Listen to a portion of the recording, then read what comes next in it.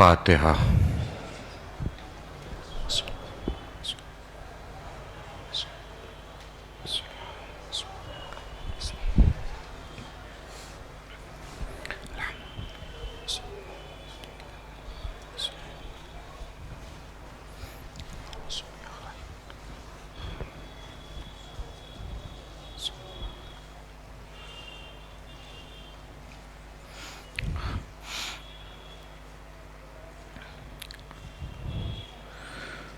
ما شاء اللہ لا حول ولا قوة الا باللہ العلی العظیم۔ اعوذ باللہ السمیع العلیم من الشیطان اللعین الرجیم۔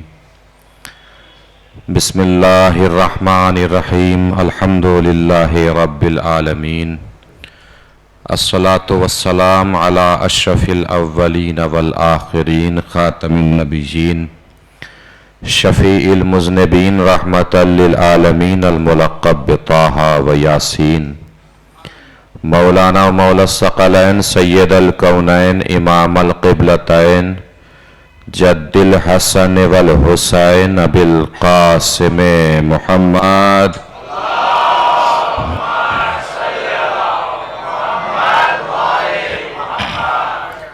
وعلى آلہ الطیبین الطاہرین المعصومین المظلومین المنتخبین المنتجبین الغر المیامین، ولعنۃ اللہ الدائمۃ الباقیۃ علی اعدائہم وقتلتہم وغاصب حقوقہم ومنکر فضائلہم ومصائبہم من الآن إلى قیام یوم الدین۔ اما بعد فقد قال اللہ الحکیم فی القرآن الکریم۔ بسم اللہ الرحمن الرحیم۔ انا اعطیناک الکوثر فصل لربک وانحر ان شانئک هو الابتر۔ صلوات پڑھیں بر محمد و آل محمد۔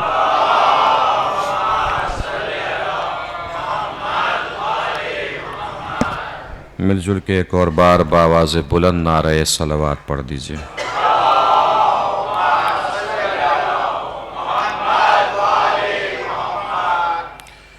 گزارش ایک مرتبہ سورہ حمد اور 3 مرتبہ سورہ اخلاص کی تلاوت فرما کر غلام رسول ابن فقیر محمد، گلشن بین بنت کمال بھائی، محمد حسین ابن غلام حسین اور نثار ابن عباس بھائی اور انیسہ بین بنت غلام علی اور تمام مومنین و مومنات کے ارواح کو ایصال فرما دیں۔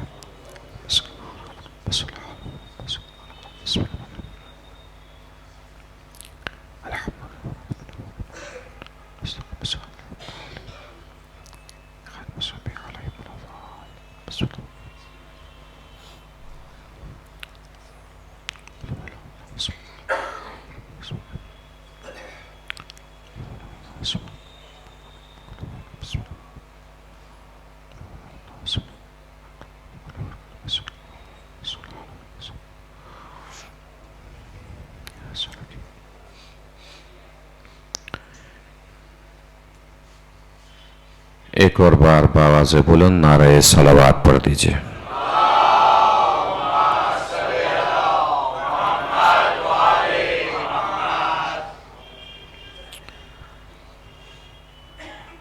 مسلسل آپ حضرات عزائے جناب سیدہ سلام اللہ علیہا کے حوالے سے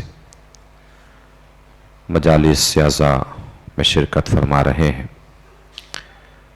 پروردگار جہاں کہیں بھی مجالس سیاضہ برپا ہو رہی ہیں اور جو بھی افراد ان مجالس میں شریک ہو رہے ہیں، ان کی جان کی، مال کی، عزت کی، آبرو کی حفاظت فرما۔ جو بھی منتظمین ہیں، اہتمام کرنے والے ہیں، انتظام فرمانے والے ہیں، مجلس میں کسی بھی طریقے سے شرکت فرمانے والے ہیں، دام درہم سخن بارلا، سب کی دلی مرادوں کو پورا فرما، سب کی جد و جہد کو قبول فرما، سب کی محنتوں کو قبول فرما۔ گفتگو کرنے کے لیے قرآن مجید کا مشہور و معروف سورہ مبارکہ کوثر، جس کی تلاوت کا شرف ہم مسلسل حاصل کر رہے ہیں۔ سورہ کوثر परवरदिगार आलम ने अपने हबीब के लिए नाजिल फरमाया और ख़ुसूसी तौर से तोहफ़े के तौर से परवरदिगार आलम ने अपने हबीब को कौसर अता फरमाया, ये फरमाते हुए इन्ना आतैना कल कौसर, ए रसूल हम तुम्हें कौसर दे रहे हैं। अब कौसर दे रहे हैं तो अपने रब की नमाज पढ़िए और कुर्बानी पेश कीजिए। इन्ना शानिया का हुवल अब्तर, बेशक आपका दुश्मन अब्तर है, बेनस्ला है। नस्ल रसूल शहजादी फातिमा ज़हरा सलामुल्लाह अलैहा से चली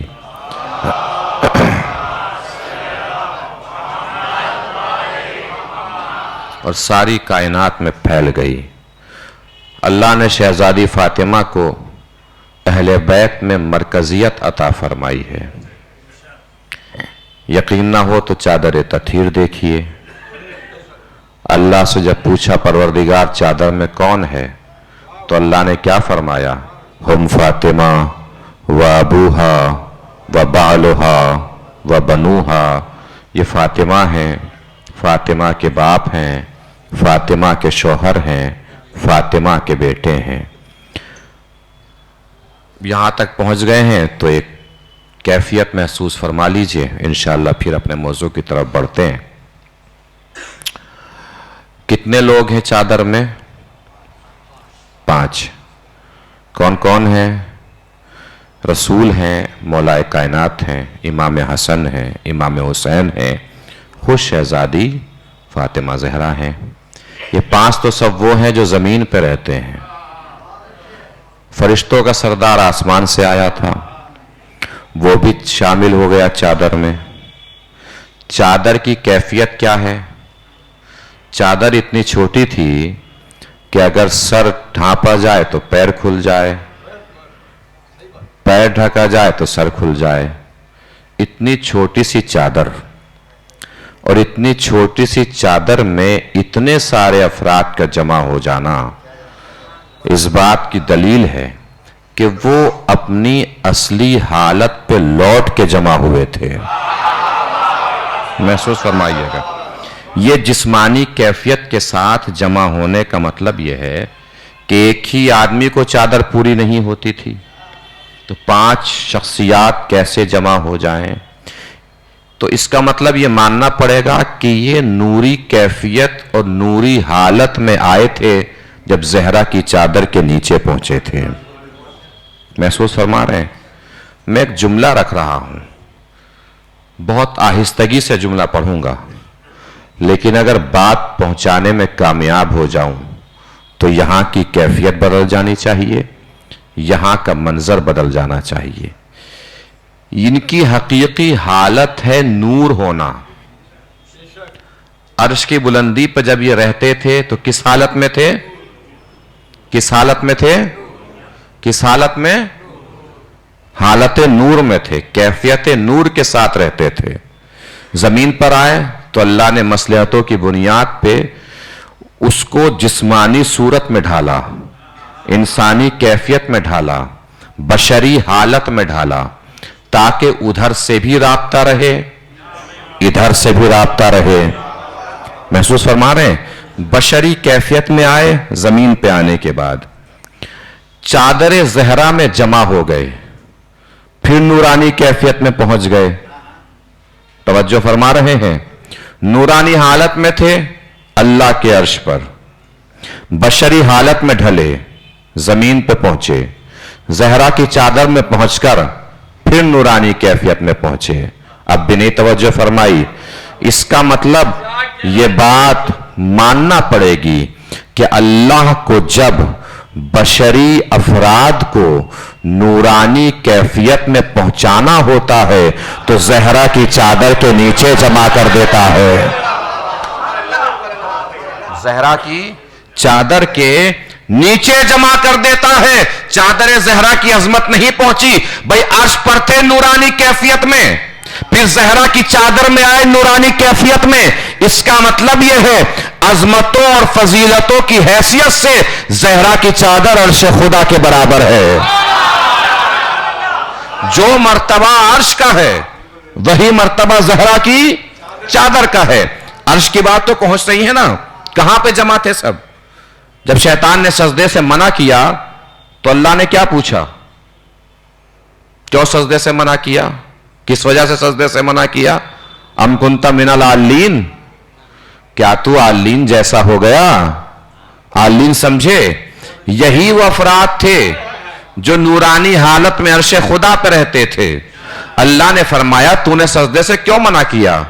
کیا تو عالین میں سے ہو گیا؟ عالین کی تفسیر کیا ہے؟ عالین کی تفسیر محمد، علی، فاطمہ، حسن، حسین، یعنی جو اپنے کو عالین جیسا سمجھے اللہ اسے شیطان بنا دیتا ہے۔ اب بھی نہیں پہنچی بات؟ خاموش بیٹھے رہ گئے آپ؟ جو خود کو عالین جیسا سمجھے اللہ اسے شیطان بنا دیتا ہے۔ اور کیسا شیطان؟ ہر زمانے کا شیطان اس شیطان پہ لعنت کرتا ہے۔ ہر زمانے کا شیطان اس شیطان پہ لعنت کرتا ہے۔ نمرود سے پوچھئے تو اچھا ہے کہ شیطان اچھا ہے؟ تو کیا کہے گا؟ میں اچھا ہوں، شیطان پہ لعنت۔ فرعون سے پوچھئے تو اچھا ہے کہ شیطان اچھا ہے؟ وہ یہی کہے گا میں اچھا ہوں، شیطان پہ لعنت۔ یزید سے پوچھئے تو اچھا ہے کہ شیطان اچھا ہے؟ وہ یہی کہے گا میں اچھا ہوں، شیطان پہ لعنت۔ یعنی اتنا بڑا شیطان کہ جس کے اوپر ہر زمانے کا شیطان لعنت کرتا ہے۔ یہ کون شیطان ہے؟ جو خود کو عالین جیسا سمجھا، جو خود کو عالین جیسا سمجھا۔ کون عالین؟ محمد، علی، فاطمہ، حسن، حسین جیسا سمجھنے والے پر ازل سے لے کے ابد تک سب کی لعنتیں ہیں۔ سوچو، جو خود کو عالین جیسا سمجھے جب اس پہ اتنی لعنت ہے، جو عالین کی زمین پہ قبضہ کر لے۔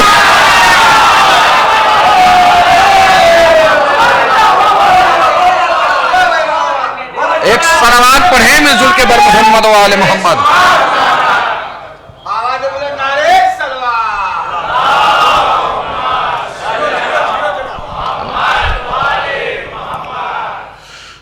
اور ایسا نہیں ہے، ازل سے آپ دیکھیے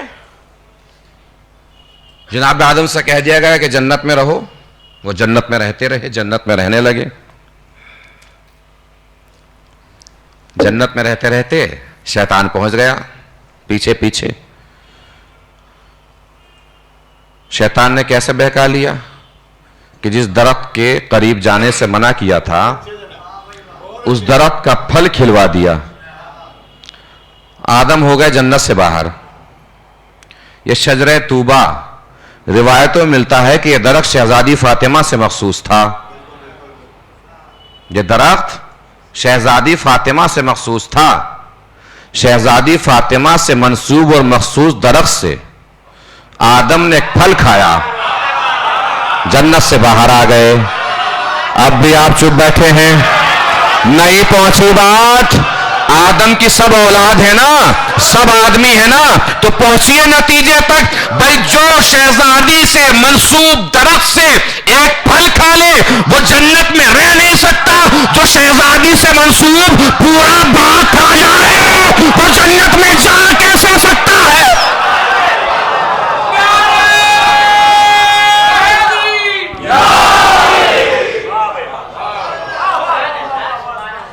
محسوس فرما رہے ہیں؟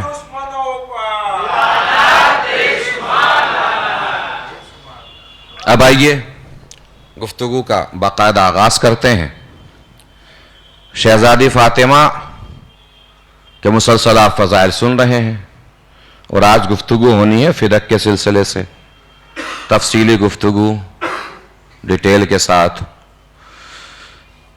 شہزادی سلام اللہ علیہ رسول کی بیٹی ہیں، مولا علی کی زوجہ ہیں، امام حسن اور امام حسین کی ماں ہیں۔ یہ تو سب جانتے ہیں، میں صرف یہ بتانے تھوڑی آیا ہوں۔ میں یہ بتانا چاہتا ہوں کہ شہزادی صرف نبی کی بیٹی نہیں ہے، علی کی زوجہ نہیں ہے، حسن و حسین کی ماں نہیں ہے۔ دین کی ضرورت کو فاطمہ کہتے ہیں، دین کی ضرورت کو زہرا کہتے ہیں، دین کی ضرورت کو فاطمہ کہتے ہیں۔ شہزادی فاطمہ کا اگر آپ قرآنی حوالہ سمجھیں تو اس طریقے سے سمجھیے کہ جو درود رسول کے لیے ہے وہی درود بطول کے لیے ہے. کیا پڑھتے ہیں آپ درود میں؟ اللہم صلی علی محمد. درود محمد پر اور محمد کی اسی آل کی مرکز کو فاطمہ کہتے ہیں. جو درود رسول کے لیے ہے وہی درود بطول کے لیے ہے. اسی آل کی مرکز کو فاطمہ کہتے ہیں. اب صرف درود نہیں پڑھنا ہے. ان اللہ و ملائکتہ یصلون علی النبی یا ایھا الذین آمنوا صلوا علیہ وسلموا تسلیما. درود ہی نہیں پڑھنا ہے صرف، وسلموا تسلیما، ان کی بات کو بھی تسلیم کرنا ہے، سر خم کرنا ہے ان کی بات کے سامنے. اس کا مطلب جس پر درود پڑھا جائے اس کی بات مانی جاتی ہے، اس سے بحث نہیں کی جاتی. بلال سے اس کے کافر اور مشرک مالک نے پوچھ لیا کہ تمہارا رسول کہتا ہے کہ جنت ہے، دوزخ ہے، کوثر ہے، اللہ ہے، تو کبھی پوچھا نہیں کہ اللہ ہے تو دکھتا کیوں نہیں؟ بلال نے پلٹ کے فرمایا میں رسول کو مانتا ہوں، اور جس کو مانا جاتا ہے اس سے دلیلیں نہیں معلوم کی جاتی ہیں. جس کو مانا جاتا ہے اس سے بحث نہیں کی جاتی. اسی درود میں فاطمہ شامل ہے. رسول کو ہم نے مان لیا، جس طریقے سے رسول کو مانا اسی طریقے سے زہرا کو مانا. رسول کو مانا، رسول نے کہا اللہ ایک ہے، ہم نے مان لیا. زہرا نے کہا فدک میرا ہے، ہم نے مان لیا. بھائی جس کو مانا جاتا ہے اس سے بحث نہیں کی جاتی، جس کو مانا جاتا ہے اس سے دلیلیں نہیں پوچھی جاتی، جس کو مانا جاتا ہے اس سے گواہ نہیں مانگے جاتے. شہزادی نے فرما دیا فدک میرا ہے تو مطلب ہے، بات ختم ہو گئی. اب اس فدک کی تھوڑی سی تفصیلات ملاحظہ فرما لیجئے، تفصیل سن لیجئے. فدک یہ جناب نوح کے پوتے کا نام ہے. جناب نوح کے 3 فرزند سام، حام، یافس. بہت توجہ سے سنتے رہیے گا، سوشل میڈیا کا زمانہ ہے. فدک ایسی چیز ہے کہ ہر شہزادی سے محبت کرنے والا اور چاہنے والا موبائل کھول کے فدک کی ساری داستان سنتا ہے. تو واقعہ تو نہیں بدلا جا سکتا، جو واقعہ سنتے ہیں وہی واقعہ ہے. بس یہ ہے کہ مجلس سے یہ فائدہ ہوگا کہ جو چیز آپ 5 منٹ کی کلپ میں سنتے ہیں وہ 1 گھنٹے کی مجلس میں سنیں گے تو تھوڑا تفصیل سے بیان ہو جائے گا، ایک طریقے سے بیان ہو جائے گا. ابتدا سے لے کر انتہا تک سب کیفیتیں آپ تک پہنچ جائیں گی. کتنی ساری چیزیں اس کے اندر پیوست ہو سکتی ہیں اور آ سکتی ہیں. جناب نوح کے 3 بیٹے کون کون؟ سام، حام، یافس. ساری دنیا انہی تینوں کی نسل ہے، سام اور حام اور یافس کی. عربی جتنے ممالک ہیں وہ سب سام کی اولاد سے ہیں، سامیون نسل ہیں. انڈونیشیا، افریقہ، ہندوستان، یہ بھارتی اپ مہادیپ جو بھی ہے مکمل طریقے سے یہ سب سام کی اولاد میں سے ہیں، حام کی اولاد میں سے ہیں. سب حامیون نسل ہیں. عربی ممالک سام کی اولاد میں سے، یہ سارے ممالک حام کی اولاد میں سے. باقی بچی ہوئی دنیا یافس کی اولاد میں سے ہیں. افریقن کنٹری کے جتنے بھی افراد ہیں افریقن کنٹریز کے اور بھارتی اپ مہادیپ کے، وہ سب کس کے اولاد ہیں؟ حام کی اولاد میں سے ہیں. حام ہی کے ایک فرزند کا نام ہے فدک، یعنی جناب نوح کے بیٹے حام، حام کے بیٹے فدک. انہی کے نام پر اس علاقے کا نام پڑا ہے فدک. اس علاقے میں بہت سارے باغات تھے، چشمے، دریا، نہریں، بہت زرخیز یہ علاقہ تھا فدک کا. خیبر میں یہودیوں کی شکست ہوئی. یہودیوں نے اس علاقے میں رہ کر اسلام کے خلاف سازشیں کرنا شروع کی اور دوبارہ پلان تیار کرنے شروع کیے. حضور اکرم صلی اللہ علیہ وآلہ وسلم کو خبر ہوئی.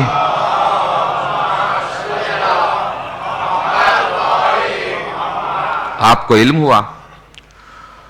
تو ایک اسلامک قاعدہ ہے کہ جو مال مسلمانوں کو، رسول کو مسلمانوں کی مدد سے ملے، اگر کوئی مال رسول کو مسلمانوں کی مدد سے ملتا ہے تو اس میں 80% حصہ مسلمانوں کا ہوتا ہے، 20% حصہ رسول کا ہوتا ہے.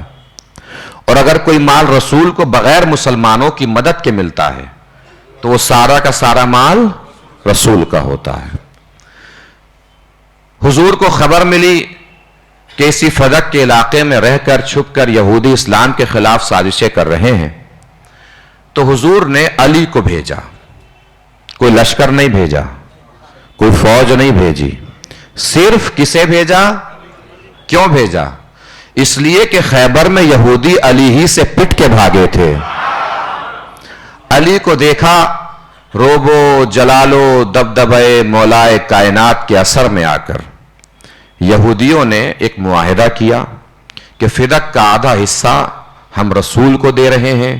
آج کے بعد بھی اگر اسلام کے خلاف سازشیں کرتے ہوئے پائے گئے تو جو آدھا حصہ بچا ہے وہ بھی رسول کا ہوگا. فدق کس کے پاس آ گیا؟ کس کے پاس آیا؟ رسول کے پاس آ گیا. تو فدق کس کا مال ہوا؟ مسلمانوں کے بدن کے پسینے کا ایک بھی قطرہ گرا نہیں گرا. تو فدق کس کا ہوا؟ رسول کا ہوا. سیدھا سیدھا قانونی اعتبار سے فدق کہاں پہنچ گیا؟ رسول کے پاس. رسول کو فدق ملا، فوراً جبرائیل نازل ہو گئے. وَآتِ ذِی الْقُرْبَىٰ حَقَّهُ، اے رسول اپنے قرابت داروں کو ان کا حق دے دیجئے. رسول کو پتا سب تھا کس کو کیا دینا ہے، پھر بھی پوچھ لیا جبرائیل کس کو کیا دوں؟ جبرائیل نے فرمایا کہ فدق فاطمہ کو دے دیجئے. فدق کس کے پاس آ گیا؟ کس کے پاس آ گیا؟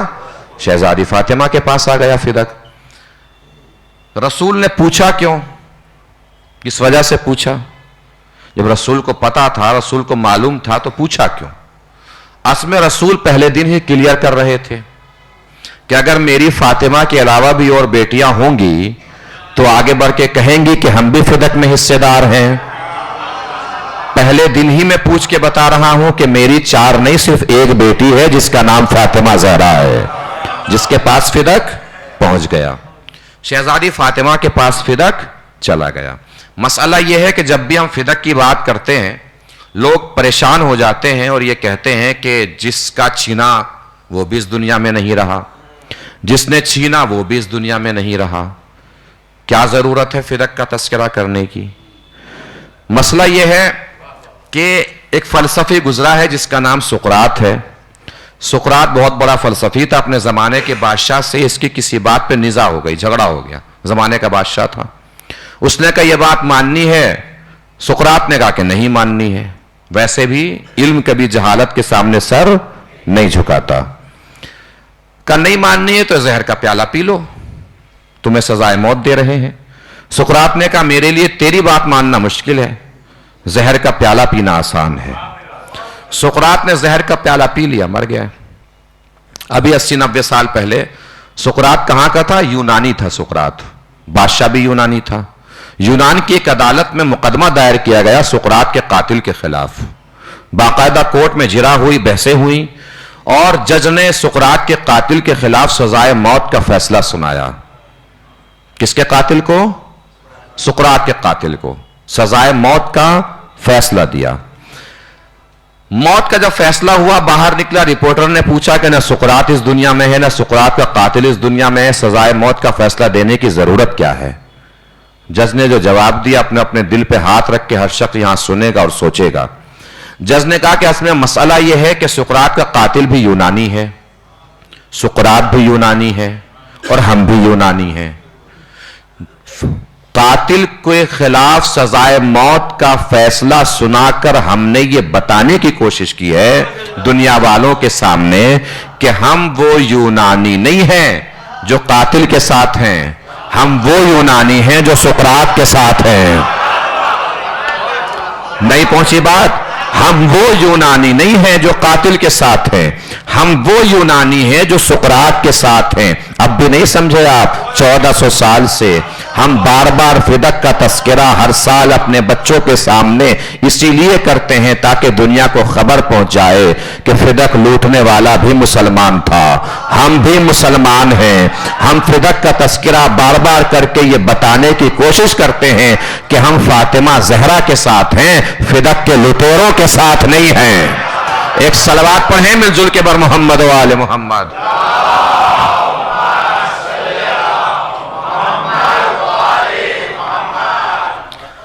رسول کی زندگی تمام ہوئی 8 9 10 11 ہجری، یعنی 8 9 10 ہجری مکمل سال، 11 ہجری کے آغاز میں حضور کی وفات ہوئی.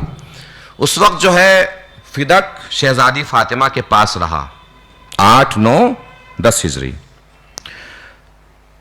فدق کا جو بھی مال ہوتا تھا، اسباب ہوتا تھا، وہ غریبوں میں تقسیم کیا جاتا تھا، بیواؤں کی زندگی گزارنے میں خرچ ہوتا تھا، فقیر یتیموں کے لیے خرچ ہوتا تھا. فدق میں شہزادی سلام اللہ علیہا کے امال کام کرنے والے خادم ہی کام کیا کرتے تھے. رسول کی جیسے ہی آنکھ بند ہوئی، حاکم وقت نے سب سے پہلے تخت حکومت پر بیٹھتے ہی شہزادی سے فدق لے لیا، چھین لیا، اور شہزادی کے امال کو نکال کے باہر کر دیا. وہ امال شہزادی کے پاس آئے کہ ہمیں نکال کے باہر کر دیا گیا ہے. شہزادی نے ایک قافلہ سجایا. شہزادی نے یہ سوچا کہ ملے نہ ملے حق مانگنا ضرور چاہیے. ہاتھ آئے نہ آئے حق مانگنا ضرور چاہیے، تاکہ دنیا کو قیامت تک یہ پتا رہے کہ حقدار کون تھا. بھائی شہزادی گھر میں بیٹھ سکتی تھی، مگر شہزادی گھر سے باہر نکلی. خود مولا کائنات امام حسن، امام حسین اور جناب ام ایمن جو کنیز ہیں جناب عبداللہ کی، جناب عبداللہ کے بعد رسول اللہ کے پاس آئیں، اور رسول اللہ کے پاس بعد شہزادی فاطمہ کے پاس آئیں جناب ام ایمن. یہ قافلہ پہنچا دربار میں. آپ ایام اعظام میں خصوصاً سنتے رہتے ہوں گے، یا خود بھی سوچتے رہتے ہوں گے، یا کہتے رہتے ہوں گے، ایک دوسرے کو بتاتے رہتے ہوں گے، ایک دوسرے سے بات کرتے رہتے ہوں گے کہ اگر مولا حسین اب حضرت عباس سے کہہ دیتے کہ پانی لانا ہی ہے تو کسی میں ہمت ہوتی روکنے کی؟ پانی کیا، فرات کی پورا دریا اٹھا کے لے آتے مولا عباس. سوچتے ہیں؟ ایمانداری سے بتائیے، اگر شہزادی فاطمہ مولا علی سے کہہ دیتی کہ فدق لانا ہے،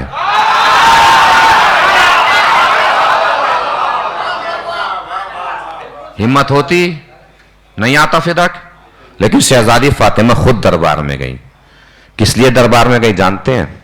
اس لیے کہ روایت میں آیا ہے کہ سب سے زیادہ رسول سے مشابہ تھی شہزادی فاطمہ.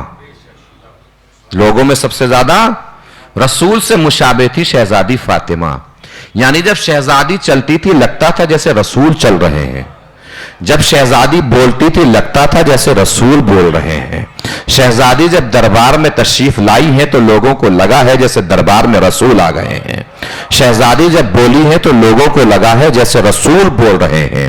چونکہ سب سے زیادہ رسول سے شہزادی مشابہ تھی تو شہزادی خود دربار میں آئی تاکہ دنیا کو پتا چلے فاطمہ کا دشمن صرف فاطمہ کا دشمن نہیں ہے، رسول کا دشمن ہے. زہرا کا دشمن صرف زہرا کا دشمن نہیں ہے، مصطفیٰ کا دشمن ہے. سیدہ کا دشمن صرف سیدہ کا دشمن نہیں ہے، بلکہ رسول خدا کا دشمن ہے. دربار میں تشریف لائیں، دربار میں پہنچ گئی. 3 دعووں سے ثابت ہے کہ فدق فاطمہ کا ہے. پہلا دعویٰ ملکیت، قبضہ.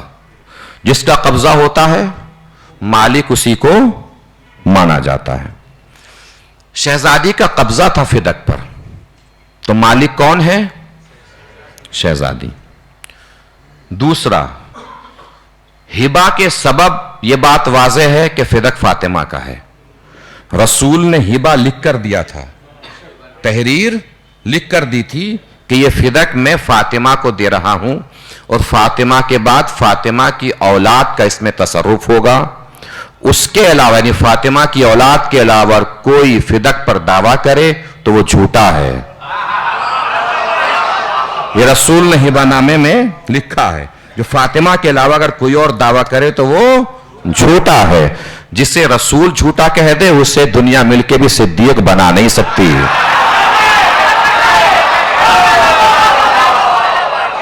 جسے رسول ہی جھوٹا کہہ دے اسے ساری دنیا مل کر بھی صدیق بنا نہیں سکتی ہے. بہت آرام سے سکون سے بس سنتے چلے جائیے ایسے، انشاءاللہ بہت عظیم اور عجیب منزل تک لے کے جاؤں گا۔ شہزادی نے پہلا دعویٰ ملکیت کا کیا، قبضے کا کیا، قبضے کا دعویٰ کہ میرا قبضہ ہے، فدق میرا ہے۔ تو قبضہ کیسے ہے؟ آپ کا قبضہ کیوں ہے؟ شہزادی نے فرمایا چونکہ میرے بابا نے ہبہ نامہ لکھ کر دیا ہے، تحریر لکھ کر دی ہے۔ کہ تحریر دکھاؤ۔ شہزادی نے تحریر دکھائی، سامنے سے مانگے گئے تحریر پر گواہ، کہ گواہ پیش کرو کہ یہ تحریر تمہارے بابا ہی کی ہے۔ اب پہلے ہم گواہ کے سلسلے سے گفتگو کر لیتے ہیں، پھر بعد میں وراثت کا دعویٰ جب پیش کیا ہے تو وراثت کے اوپر گفتگو کریں گے، اور انشاءاللہ فدق پوری طریقے سے ہمارے بچوں کے ذہن میں اتر جائے گا۔ اسی لیے بہت سکون سے اور بہت آرام سے پڑھ رہا ہوں۔ ہبہ نامہ دیا ہے، تحریر دکھاؤ۔ تحریر دیکھی، کس بات پہ گواہ مانگے؟ کہ تحریر آپ ہی کے بابا کی ہے، اس بات پہ گواہ لاؤ۔ شہزادی نے پیش کیا مولا علی کو گواہ کے طور سے کہ علی گواہ ہیں، کہ یہ تو آپ کے شوہر ہیں، ان کی گواہی نہیں مانی جائے گی، یہ آپ کے شوہر ہیں، ان کی گواہی نہیں مانی جائے گی۔ بات ختم ہو گئی، ہم نے بھی سنا دی، آپ نے بھی سن لی۔ لیکن علی کی گواہی نہ ماننا، سوچئے کتنا بڑا ستم ہے۔ توجہ، یہ جو آج علی کی گواہی نہیں مان رہے ہیں، یہ علی کون ہے؟ یہ علی ایک ایسا تنہا گواہ ہے جو اللہ کی توحید کا بھی گواہ ہے، رسول کی رسالت کا بھی گواہ ہے۔ اس نے اللہ کی توحید کی بھی گواہی دی ہے، رسول کی رسالت کی بھی گواہی دی ہے۔ اللہ نے اپنی توحید پر گواہ بنایا ہے علی کو۔ توجہ، اللہ نے اپنی توحید پر گواہ بنایا ہے علی کو، رسول نے اپنی رسالت پہ گواہ بنایا ہے علی کو۔ قرآن کی آیت ہے نا، قُلْ كَفَى بِاللَّهِ شَهِيدًا بَيْنِي وَبَيْنَكُمْ وَمَنْ عِنْدَهُ عِلْمُ الْكِتَابِ۔ اے رسول ان سے کہہ دیجئے کہ میری رسالت کی گواہی کے لیے اللہ کافی ہے، اور وہ کافی ہے جس کے پاس کل کتاب کا علم ہے۔ وہ کل کتاب کا علم کس کے پاس ہے؟ علی کے پاس ہے۔ یعنی علی اللہ کی توحید کا بھی گواہ رہا ہے، رسول کی رسالت کا بھی گواہ رہا ہے۔ اللہ نے بھی علی کی گواہی مانی۔ توجہ عزیزو، اللہ نے بھی علی کی گواہی مانی، رسول نے بھی علی کی گواہی مانی، اور انہوں نے علی کی گواہی ماننے سے انکار کر دیا۔ اس کا مطلب کیا ہوا؟ انہوں نے خود کو اللہ سے بھی بڑا سمجھا، نبی سے بھی بڑا سمجھا، اور جو خود کو اللہ سے بڑا سمجھے، نبی سے بڑا سمجھے، وہ اللہ کا دشمن۔ اب بھی چپ بیٹھے ہیں آپ؟ شہزادی دربار میں اپنے دشمن کو پہچانوانے نہیں آئی تھی، خدا کے دشمن کو پہچانوانے آئی ہے۔ ایک صلوات پڑھیں مل جل کے بر محمد و آل محمد۔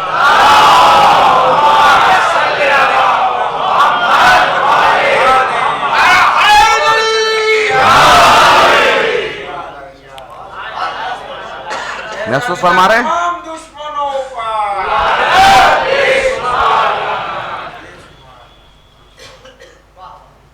علی کو نہیں مانتے؟ کہا ٹھیک ہے، یہ حسن و حسین گواہ ہیں۔ انہوں نے کہا یہ تو بچے ہیں، یہ تو بچے ہیں، بچوں کی گواہی نہیں مانی جائے گی، یہ قرآن کی مخالفت ہے۔ اس لیے کہ قرآن میں مریم کی عصمت کی گواہی عیسیٰ نے دی ہے، مریم کی عصمت کی گواہی عیسیٰ نے دی ہے۔ کوئی کہہ سکتا ہے عیسیٰ تو معصوم ہے، تو آگے بڑھیے، یوسف کی بھی عصمت کی گواہی بچے نے جھولے سے دی ہے، وہ تو معصوم نہیں تھے۔ اس کا مطلب قرآن نے بچوں کی گواہی مانی ہے۔ یہ سب چھوڑیے، حسن و حسین میدان مباہلہ میں آئے تھے رسالت کی گواہی دینے، قرآن اور خدا نے ان کی گواہی کو مانا ہے، رسالت کی گواہ کے طور سے حسن حسین کی گواہی کو مانا ہے. تو فدق پہ جب گواہ بن کے آئے ہیں تو میدان مباہلہ میں جو ان کی عمر ہوگی اس سے بڑے ہیں کہ چھوٹے؟ بھائی میدان مباہلہ میں تو اس وقت سے چھوٹے ہیں. تو جب چھوٹی عمر کے تھے تب اللہ نے گواہی مانی. اب بڑی عمر کے ہو گئے تو آپ نے گواہی ماننے سے انکار کر دیا. جبکہ مریم کی عصمت کی گواہی جب عیسیٰ نے دی تھی تو عیسائیوں نے مان لیا تھا. اس وقت عیسائی تو نہیں تھے, عیسائی تو جناب عیسیٰ کے بعد آئیں گے. یہودیوں نے مان لیا تھا. اس وقت تو سارے یہودی تھے نا. بھائی جناب عیسیٰ جب بولے تو یہودی پلٹ کے چلے گئے. اچھا یہ بھی ایک بات ہے, جناب مریم جب چلی ہیں اور جناب مریم نے فرمایا ہے پروردگار اب میں کیا کروں, یہ لوگ کچھ نہ کچھ بولیں گے, میں بچے کو لے کے جا رہی ہوں, بچے کو آغوش میں اٹھا کے لے کے جا رہی ہوں. تو پروردگار عالم نے فرمایا کہ تم کچھ مت بولنا, تم چپ رہنا, تم خاموش رہنا, تم چپ رہنا, تم خاموش رہنا. مریم اپنے زمانے کی بطول ہیں, اپنے زمانے کی صدیقہ ہیں. یعنی اللہ نے سنت بنا دی ہے کہ جب بھی صدیقہ کے مقابلے پہ کوئی بولے تو نہ صدیقہ کلام کا جواب دیتی ہے نہ سلام کا جواب دیتی ہے. جب بھی صدیقہ کے کوئی مخالفت میں بولے تو نہ صدیقہ کلام کا جواب دے گی نہ صدیقہ سلام کا جواب دے گی. عیسیٰ بولے, گواہی کو مان لیا. حسن حسین بولے, انہوں نے گواہ ماننے سے انکار کر دیا. کہا ٹھیک ہے حسن حسین کی گواہی نہیں مان رہے ہو تو یہ ام ایمن گواہ ہیں. اب جاگے گا عزیزوں, یہاں سے لے کے آخری فرد تک ام ایمن گواہ ہیں. حاکم صاحب نے پوچھا ام ایمن سے کہ آپ گواہ ہیں کہ تحریر رسول کی ہے؟ کہ میں تو بعد میں بتاؤں گی, پہلے آپ بتائیے کہ آپ نے رسول سے حدیث سنی ہے کہ ام ایمن جنتی عورت ہے؟ آپ نے رسول سے حدیث سنی ہے کہ ام ایمن جنتی عورت ہے؟ کہ ہاں سنی ہے حدیث کہ ام ایمن جنتی عورت ہے. کہ میں جنتی عورت گواہی دیتی ہوں کہ تحریر رسول کی ہے. آپ نے توجہ ہی نہیں فرمائی. شہزادی کی ذہانت فراست کو لاکھوں اور کروڑوں سلام کیجئے. شہزادی جو قافلہ لے کے گئی ہے سارا جنتیوں کا قافلہ ہے. شہزادی جو قافلہ لے کر گئی ہیں سارا قافلہ جنتیوں کا ہے. ام ایمن اہل جنت, خود خاتون جنت, علی قسیم النار والجنت, حسن و حسین سردار جوانان جنت, سارا جنتیوں کا قافلہ ہے. شہزادی دربار میں جنتیوں کا قافلہ لا کے دنیا کو بتا رہی تھی محشر کے میدان میں تو فیصلہ بعد میں ہوگا, جنتی کون جہنمی کون دربار میں فیصلہ کیے دے رہی ہو. جنت والے کون ہیں, جہنم والے کون ہیں.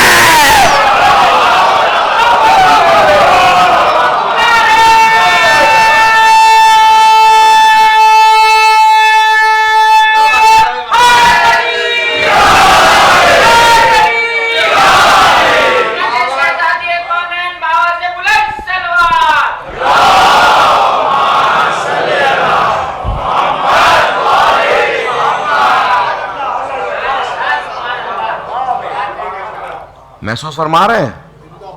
یہ تو بعد میں فیصلہ ہوگا محشر کے میدان میں. ہم خاتون جنت ہیں, شوہر قسیم النار والجنت ہے, بچے سردار جوانان جنت ہیں. ہم یہی فیصلہ کیے دے رہے ہیں جنت والے کون ہیں, جہنم والے کون ہیں, بہشت والے کون ہیں, دوزخ والے کون ہیں. گواہی ام ایمن کی بھی رد کر دی گئی کہ یا تو 4 ہوں, مرد ہو تو 2 ہوں, یا ساتھ میں اور ایک مرد ہو اور ایک عورت ہو. گواہی تینوں رد کر دی گئی. شہزادی نے فرمایا ٹھیک ہے, نہیں مانتے ہبا تو مجھے یہ بتاؤ. اب یہ جملے ہیں شہزادی کے. شہزادی نے خطاب کیا حاکم وقت کی طرف. تیور دیکھیے شہزادی کے. حاکم وقت کو خطاب کرتے ہوئے فرمایا یبن ابی قحافہ، اے ابو قحافہ کے بیٹے، اے ابو قحافہ کے بیٹے۔ دربار میں شہزادی کھڑی ہیں، فرما رہی ہے او ابو قحافہ کے بیٹے۔ تیور دیکھ رہے ہیں شہزادی کے؟ یہ تو جناب زینب کے بارے میں آپ سنتے ہیں نا، دربار کوفہ و شام میں جو دربار کو ہلایا ہے، زینب کے پاس لہجہ تو علی کا تھا مگر تیور زہرا کے تھے۔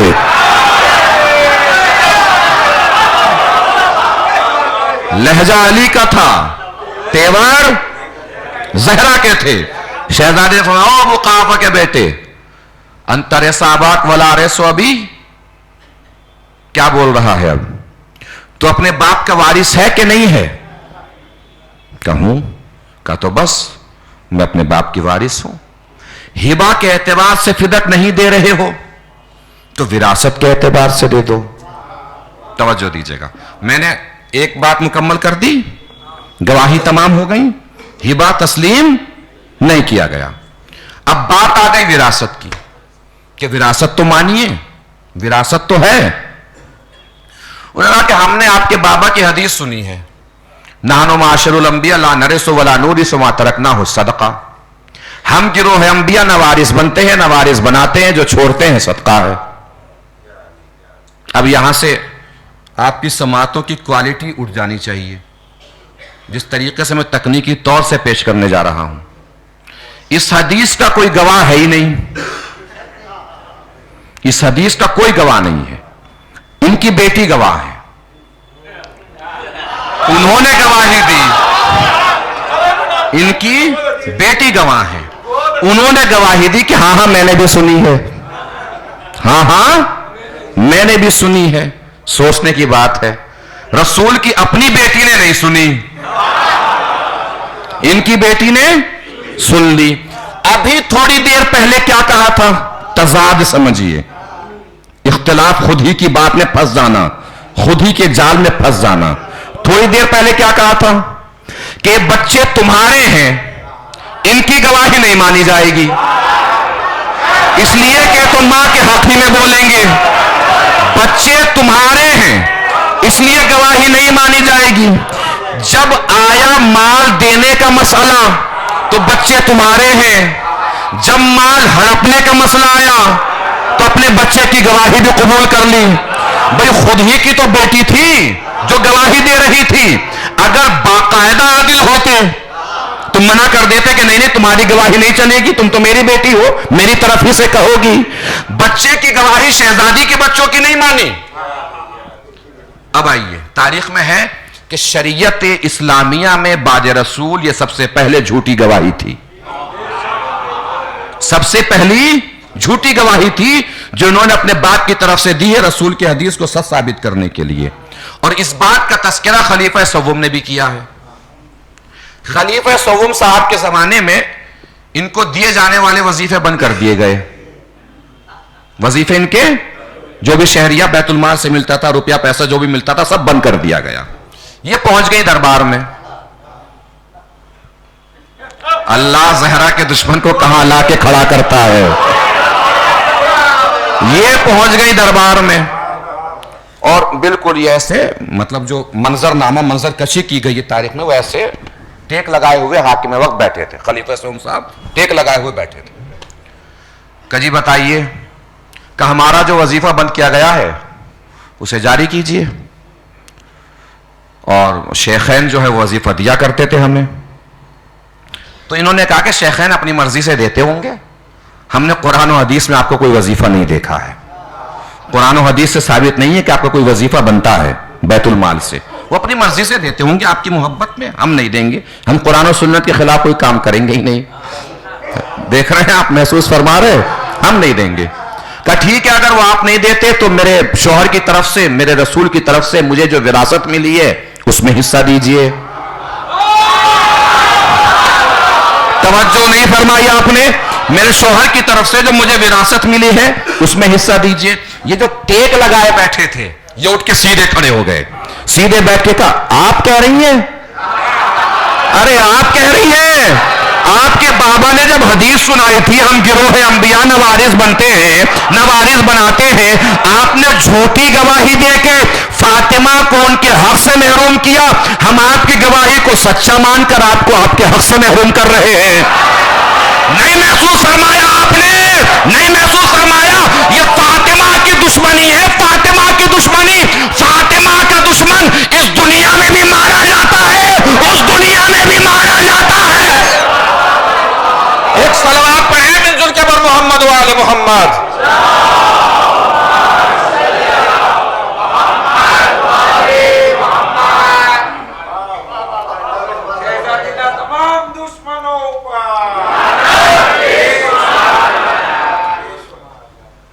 تو کیا سنائی حدیث؟ ہم گروہ انبیاء نوارث بنتے ہیں، نوارث بناتے ہیں. اب میں آپ کو ایک تکنیکی بات سناتا ہوں. توجہ ہے سب کی؟ بڑی توجہات سے آپ لوگ سن رہے ہیں، بڑے پیشن اور صبر کے ساتھ ماشاءاللہ. لیکن جملے کی کیفیت پہنچے تو بتائیے گا. جو لوگ اندر بیٹھے ہیں وہ تو بیٹھیے اندر ماشاءاللہ، جو لوگ باہر بیٹھے ہیں وہ بھی اپنے آپ کو اندر سمجھیں. جو کرسی پہ ادھر ادھر سب بیٹھے ہیں، ہر جگہ سے ہر شخص بتا دے کہ میں نے کیا بات کہی ہے اور کیا بات آپ تک پہنچی ہے. اب اس حدیث کے اعتبار سے حاکم صاحب کی بات کا تضاد دیکھیے. حدیث پڑھیے. کیا سنائی حدیث؟ ہم گروہ انبیاء نوارث بنتے ہیں، نوارث. اس کا مطلب رسول جو بھی چھوڑ کے جائیں گے اس کا کوئی وارث نہیں ہوگا. رسول جو بھی چھوڑ کے جائیں گے وہ بیت المال میں جمع ہو جائے گی، عام مسلمان اس کے وارث ہو جائیں گے، عام مسلمانوں تک بات پہنچ جائے گی، عام مسلمانوں تک مال پہنچ جائے گا. کوئی تنہا وارث رسول کے مال کا نہیں ہوگا. تو رسول صرف فدق چھوڑ کے تھوڑے گئے ہیں. اللہ جانے کون پہنچا کون رہ گیا. بات پہنچے تو بتائیے گا. بھائی رسول صرف فدق چھوڑ کے تھوڑے گئے ہیں، رسول تو زمین بھی چھوڑ کے گئے ہیں، مکان بھی چھوڑ کے گئے ہیں، رسول تو اپنا حجرہ بھی چھوڑ کے گئے ہیں. بھائی اگر حدیث صحیح ہے ہم گروہ انبیاء نوارث بنتے ہیں، نوارث بناتے ہیں، تو اپنی سنائی ہوئی حدیث پہ عمل کرتے ہوئے کم سے کم رسول کے حجرے ہی خالی کرانے چاہیے تھے. اور کسی سے خالی کراتے نہ کراتے اپنی بیٹی سے تو پہلے کرا دیتے اور اپنے گھر میں بلا کے بٹھا لیتے.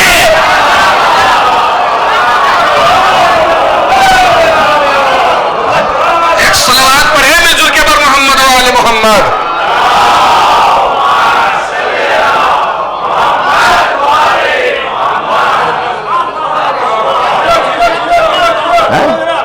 جب وارث ہوتے نہیں ہیں تو کسی بھی چیز کے وارث نہیں ہوتے ہیں. بلا کے جو ہے وہ بٹھا لینا چاہیے تھا. کم گروہ انبیاء نوارث بنتے ہیں، نوارث بناتے ہیں، جو چھوڑتے ہیں صدقہ ہوتی ہے. شہزادی فاطمہ نے اس پر جرا فرمائی کہ معاذ اللہ ابھی تو میرے بابا کا کفن بھی میلا نہیں ہوا ہے اور تم میرے بابا پر بہتان باندھ رہے ہو. میرے بابا اسلام کی مخالفت کریں گے، قرآن کی مخالفت کریں گے، جبکہ قرآن میں ہے وَوَرِثَ سُلَيْمَانُ داؤد، سلیمان داؤد کے وارث ہوئے. 4 آیتیں شہزادی نے پیش فرمائی. جناب زکریا کی وراثت والی آیت پیش فرمائی، عام وراثت والی آیت پیش فرمائی، سلیمان کی وراثت والی آیت پیش فرمائی. فرما کے فرمایا سلیمان بھی نبی ہیں، داؤد بھی نبی ہیں. اس کا مطلب یہ ہے کہ نبی وارث بنتا بھی ہے، نبی وارث بناتا بھی ہے. وارث بنتا بھی ہے نبی اور نبی وارث بناتا بھی ہے. شہزادی کی جرا تمام ہو گئی. کتنی باتیں میں نے بتا دی آپ کو؟ ہبہ نامے کی گواہی کی باتیں بتا دی اور وراثت کی باتیں بتا دی. پوری بات سب تک پہنچ گئی. اب یہ دیکھیے آپ، اس میں 2 دعوے ہیں. ایک یہ دعویٰ کر رہا ہے کہ فدق میرا ہے، ایک یہ دعویٰ کر رہا ہے کہ فدق آپ کا نہیں ہے. تو دونوں مخالف ہوئے نا، دونوں مخالف ہو گئے. فیصلہ کسی تیسرے کو کرنا چاہیے. یہ اکیلا مقدمہ ایسا ہے جس میں جو مخالف تھا وہی منصف تھا. بھائی تیسرے کو فیصلہ کرنا چاہیے نا. اس میں جو مخالف ہے وہی منصف بن کے بیٹھا ہے. گواہ کس سے مانگ رہے ہیں؟ شہزادی فاطمہ سے. کون گواہ مانگ رہے ہیں؟ حاکم وقت گواہ مانگ رہے ہیں. اب ان دونوں کا فرق محسوس فرمائیے کیا ہے. کیا کوئی شہزادی فاطمہ سے گواہ مانگ سکتا ہے؟ کوئی چھوڑیے، یہ مانگ سکتے ہیں گواہ جو صاحب مانگ رہے ہیں. قرآن میں ایک آیت ہے جسے آیت تطہیر کہتے ہیں. آیت تطہیر کی دو تفسیریں ہیں، ایک ہماری والی، ایک ادھر والی. سب کو اپنی اپنی تفسیر کرنے کا حق ہے، کوئی مسئلہ نہیں ہے، کوئی مخالفت نہیں ہے، کوئی دشمنی نہیں ہے.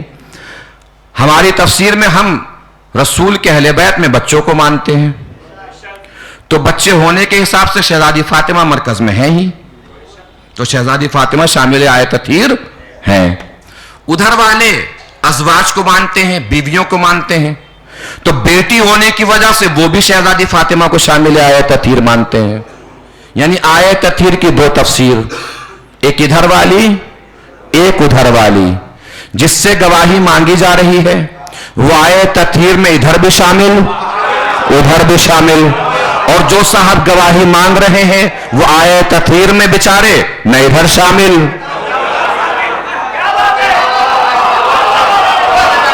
نہ ادھر شامل نہ ادھر شامل. کس سے گواہی مانگی جا رہی ہے؟ شہزادی فاطمہ سے گواہی مانگی جا رہی ہے. کیا کسی کو حق پہنچتا ہے کہ وہ شہزادی فاطمہ سے گواہی مانگے؟ توجہ عزیز، اٹھائیے گا ذہنوں کو، بیدار کیجئے گا دماغوں کو. کیا کسی کا حق ہے کہ وہ شہزادی فاطمہ سے گواہی مانگے؟ میں کوئی بات پڑھوں، مولانا مجھ سے کہے کہ بات کہاں لکھی ہے، میں کہوں فلاں کتاب میں لکھی ہے. یہ کتاب دیکھنے لگے، میں پوچھوں کیا دیکھ رہے ہیں؟ کہ دیکھ رہا ہوں کہاں لکھی ہے. کتاب معتبر ہے کہ غیر معتبر ہے، صحیح ہے کہ صحیح نہیں ہے، جھوٹی ہے کہ سچی ہے. میں کہوں گا چھوڑیے کتاب، فلاں حدیث میں بھی لکھی ہے. یہ حدیث کے آگے پیچھے دیکھنا شروع کرے. میں نے کہا کیا دیکھ رہے ہیں؟ کہ دیکھ رہا ہوں کہ حدیث صحیح ہے صحیح نہیں ہے. میں نے کہا چھوڑیے حدیث، قرآن کی فلاں آیت میں بھی یہ بات لکھی ہے. توجہ عزیزوں، قرآن کی فلاں آیت میں بھی یہ بات لکھی ہے. اب یہ آیت دیکھنے لگے. میں نے کہا کیا دیکھ رہے ہیں؟ کہ دیکھ رہا ہوں آیت صحیح ہے یا غلط. اللہ جانے کون پہنچا کون رہ گیا. اب میں ان سے کیا کہوں گا؟ ابھی تک تو بات ٹھیک تھی قبلہ، لیکن جیسے ہی آپ نے کہا کہ آیت صحیح ہے یا غلط، آپ دار اسلام سے باہر کافر ہو گئے. اس لیے کہ قرآن کی آیت میں نہیں سوچ سکتے کہ صحیح ہے یا غلط. نہیں، توجہ فرمائی. شہزادی سے گواہی مانگنا ایسا ہے جیسے کسی نے آیت تطہیر سے گواہی مانگ لی. شہزادی سے گواہی مانگنا ایسا ہے جیسے کسی نے آیت تطہیر سے گواہی مانگ لی. معاذ اللہ، ثم معاذ اللہ، ثم معاذ اللہ. اگر شہزادی فاطمہ غلط ہے تو آیت تطہیر غلط ہے، آیت تطہیر غلط ہے تو قرآن مجید غلط ہے، قرآن مجید غلط ہے تو معاذ اللہ رسول اکرم غلط ہے، معاذ اللہ رسول اکرم غلط ہے تو جبرائیل غلط، جبرائیل غلط تو لوح محفوظ غلط، لوح محفوظ غلط تو خدا غلط. اگر فاطمہ سچی تو آیت تطہیر سچی، آیت تطہیر سچی تو قرآن مجید سچا، قرآن مجید سچا تو رسول اکرم سچے، رسول اکرم سچے تو جبرائیل سچے، جبرائیل سچے، لوح محفوظ سچا، لوح محفوظ سچا تو خدا سچا. پوری طاقت سے شہزادی زہرا کے اوپر سلام کیجئے کہ شہزادی دربار میں خود کو سچا نہیں خدا کو سچا منوانے آئے تھے.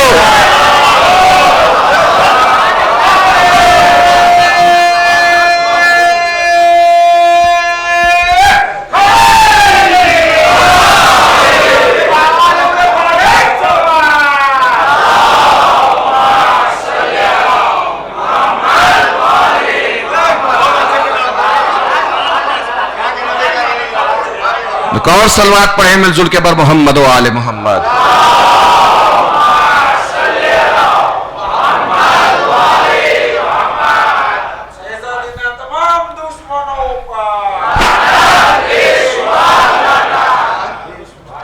محسوس فرما رہے ہیں؟ خود کو نہیں، خدا کو سچا منوانے آئی تھی شہزادی. اور ایک اور ٹیکنیکل پوائنٹ سن لیجئے.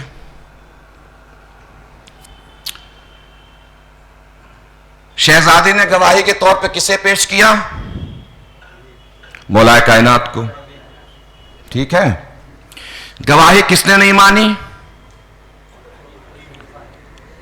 کون سے خلیفہ تھے یہ؟ پہلے تھے. ستم یہ ہوا کہ جس نے گواہی نہیں مانی اور جھوٹا کہا ہے. ایسا نہیں کہ گواہی نہیں مانی ہے صرف، بلکہ جھوٹا کہا ہے. اور میں پوری طالب علمانہ ضمانت کے ساتھ عرض کر رہا ہوں، یہ مولا علی سے بغض اور حسد کوئی آج کا تھوڑی ہے، 1400 سال پرانا ہے. پوری طالب علمانہ ضمانت کے ساتھ اپنی آنکھوں سے پڑھ کر عرض کر رہا ہوں، انہوں نے صرف جھوٹا نہیں کہا، معاذ اللہ ثم معاذ اللہ علی کو مکار کہا ہے. مولا کائنات کا تمام دشمنوں پر، تمام دشمنوں پر، تمام دشمنوں پر. توجہ دیجیے گا عزیزو، جنہوں نے جھوٹا کہا وہ کون سے خلیفہ؟ پہلے. توجہ عزیزو، جنہوں نے جھٹلائی گواہی وہ کون سے خلیفہ؟ پہلے خلیفہ. تاریخی بات ہے، کوئی تبرہ والا مسئلہ نہیں ہے. جنہوں نے جھوٹا کہا ہے وہ پہلے خلیفہ. ستم یہ ہوا تاریخ کا کہ جنہوں نے جھوٹا مانے وہ پہلے. جس کو جھوٹا مانا گیا مسلمانوں نے اسے چوتھا بنا دیا. پہنچی ہی نہیں بات. جس نے جھوٹا مانا وہ پہلا، جس کو جھوٹا مانا گیا مسلمانوں نے اسے چوتھا بنا دیا. دنیا ہم سے کہتی ہے سارے صحابیوں کو مانو، سب کو مانو، سب کی مانو، سب کو مانو، سب کی مانو، سب کو مانو، سب کی مانو. میں جوانوں اگر کوئی آپ سے کہے نا سب کو مانا کرو، سب کی مانا کرو، تو پلٹ کے اس سے کہہ دیجیے گا پہلے فدق میں بتا پہلے کی مانو کہ چوتھے کی مانو.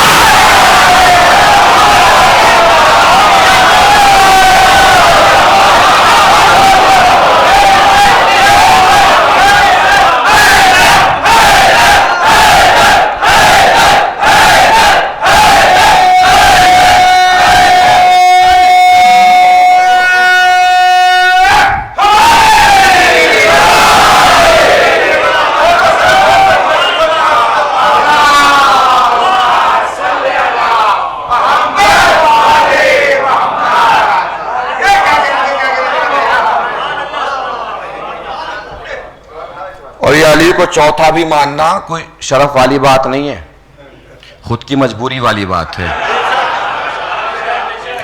یہ میں ابھی پیچھے خمسہ پڑھ کے گیا تھا جمال پور میں، اس میں پڑھ چکا ہوں یہ بات، مگر دوبارہ دہرائے دیتا ہوں آپ کی سماعتوں کی بلندیاں دیکھ کر. اور ذکر اہل بیت ہے، چاہے جتنی بار پڑھا جائے، سننا ایسے ہی چاہیے جیسے پہلی بار سن رہے ہیں. یہ مجبوری والی بات ہے. علی کو جو چوتھا بنایا گیا ہے یہ مجبوری والا مسئلہ ہے، یہ کوئی اختیاری مسئلہ نہیں ہے کہ خوشی میں بنا دیا ہے، مجبوری والا مسئلہ ہے. اصلی گھی ملتا ہے شہروں میں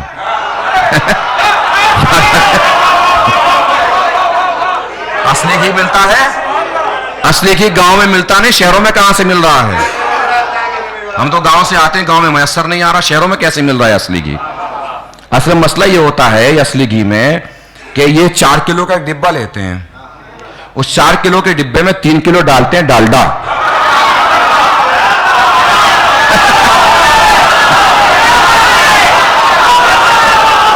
3 کلو ڈالتے ہیں ڈالڈا، 1 کلو اوپر سے ڈالتے ہیں اصلی گھی. آپ ان سے کہیں اصلی گھی دکھاؤ، وہ ڈبے کا ڈھکن کھولیں گے اور آپ کو سنگھا دیں گے، چونکہ اوپر ہی اصلی گھی ہے. یہ اوپر ہی اصلی گھی ہے اور آپ کو اصلی گھی کی خوشبو آئے گی، آپ سوچو گے اصلی گھی کا ڈبہ ہے. اب ایمانداری سے بتائیے انہوں نے جو اصلی گھی ڈالا ہے وہ اختیار میں ڈالا ہے، خوشی میں، مجبوری میں ڈالا ہے نا؟ کیوں ڈالا ہے اصلی گھی؟ جملے کی کیفیت سمجھیے گا. انہوں نے اصلی گھی کی محبت میں نہیں ڈالا ہے، اپنے 3 کلو ڈالڈاؤں کو بیچنے کے لیے ڈالا ہے.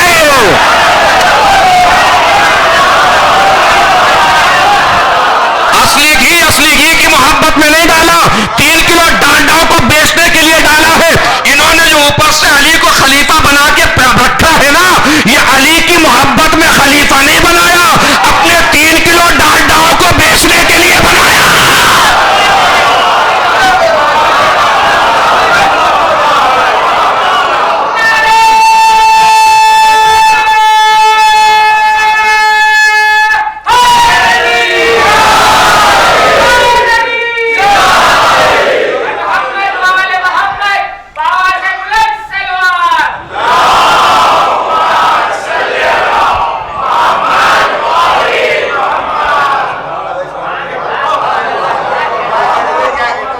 फरमा रहे।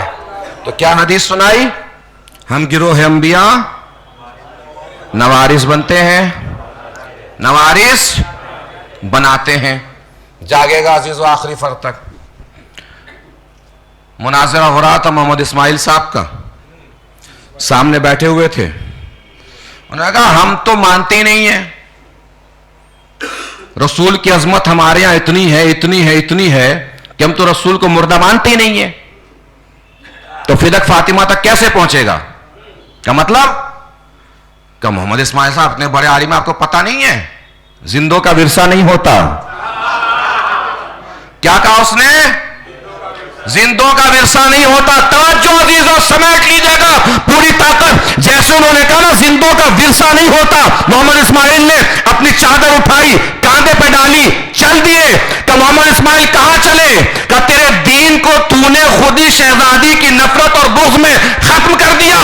कि मोहम्मद इस्माइल समझ में नहीं आया? क्या तो बोलने से पहले समझ में आना चाहिए था ना कि जिंदों का जब विरसा नहीं होता तो जिंदों का खलीफा भी नहीं होता।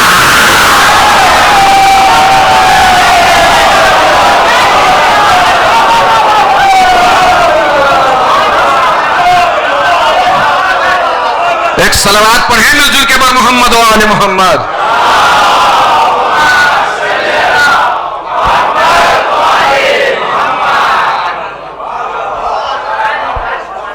तो क्या हदीस सुनाई? हम गिरोह अंबिया नवारिस बनते हैं, नवारिस बनाते हैं। एक और ऑपरेशन सुन लीजिए हदीस का। इतने सारे ऑपरेशन जब आपने सुन ही लिए, ये जो हम गिरोह अंबिया नवारिस बनते हैं, नवारिस बनाते हैं, बोल तो दिया इन्होंने, मगर हदीस हमेशा याद रखिएगा आप।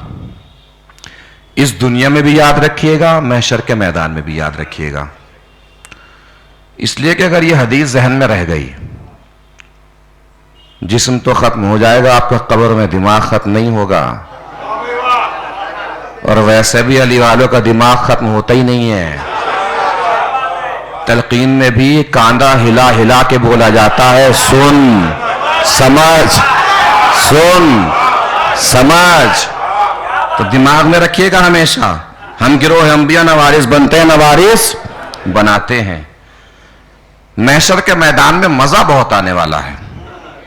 जैसे इस दुनिया में आता है ऐसे ही महशर के मैदान में आएगा। इसलिए कि कुरान में एक आयत है, परवरदिगार आलम ने फरमाया, तिलकल जन्नतुल लती नूरिसु मिन इबादिना मन काना तक़िया। इस जन्नत का वारिस हम मुत्तकी को बनाएंगे।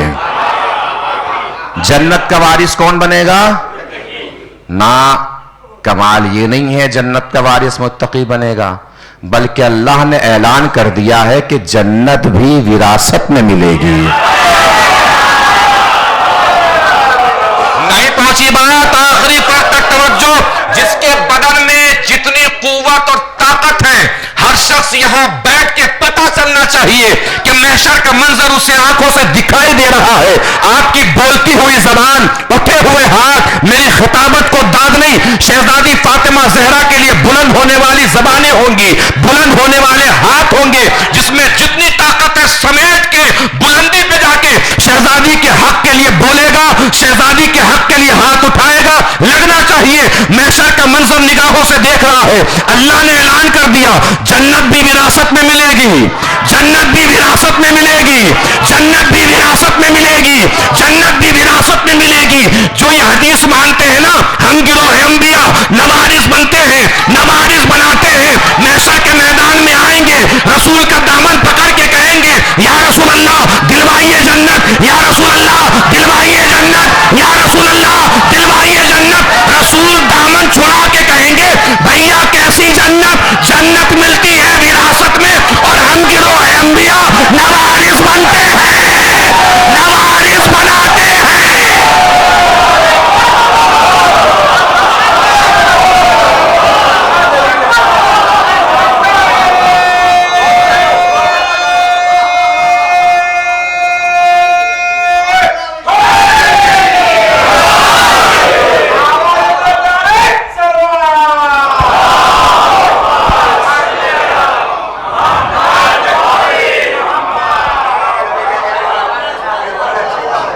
محسوس فرما رہے ہیں؟ ایک صلوات پڑھیں مل جل کے بر محمد و آل محمد.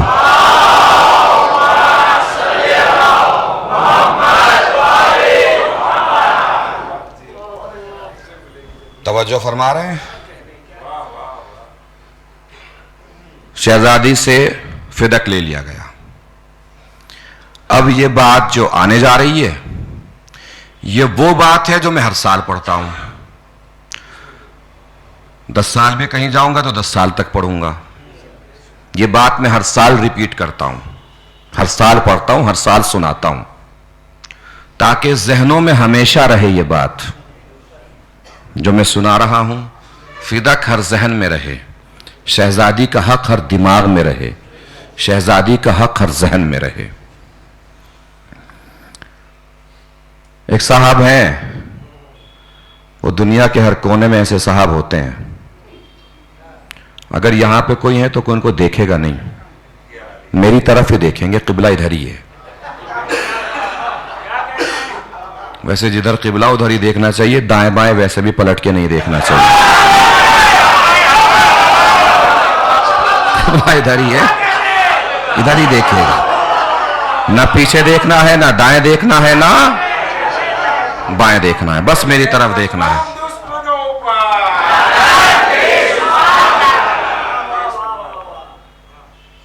پیسہ بہت ہے, اخبار پڑھنے کا شوق ہے, مگر زندگی میں کبھی اپنا خرید کے نہیں پڑھا.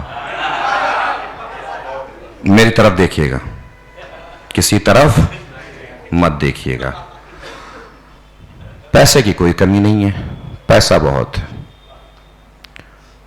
پان مسلسل کھاتے ہیں, اور آپ اپنے حساب سے وہ لگا لیجئے کیا کھاتے ہیں. آپ لوگ جو کھاتے ہیں ماوا, مسلسل منہ چلتے ہی رہتا ہے, ماوے میں تربتر رہتے ہیں, مگر کبھی اپنا خرید کے ماوا نہیں کھایا, ہمیشہ دوسرے سے مانگ کر ہی کھایا. پیسے کی کوئی کمی نہیں ہے, پیسہ بہت ہے. ایام اعظم میں, اربعین میں, محرم میں مجلسیں ہوتی رہتی ہیں, تبرک اس میں اس میں, جلسے, جلوس, جشن, محفل. کوئی 50 روپے مانگ لے, تمہارے لیے کما رہا ہوں, یہی کرتے رہیں, بس ہم چندہ ہی دیتے رہیں, اپنے بچوں کو تو پالنا ہی چھوڑ دیں. مانگنے والا بھی شرما جاتا ہے کہ اس سے اچھا تھا یار میں اس کی طرف سے دے دیتا. پیسے کی کوئی کمی نہیں ہے, پیسہ بہت ہے. ایک رات ان کے گھر چوری ہو جائے, اگلے دن چوراہے پہ کھڑے ہو کے جوان جب ملیں گے تو افسوس کسی کو نہیں ہوگا. ہر کوئی یہی کہے گا کہ دیکھا چور اگر مل جائے تو ہم تو ہاتھ ہی چوم لیں اس کا.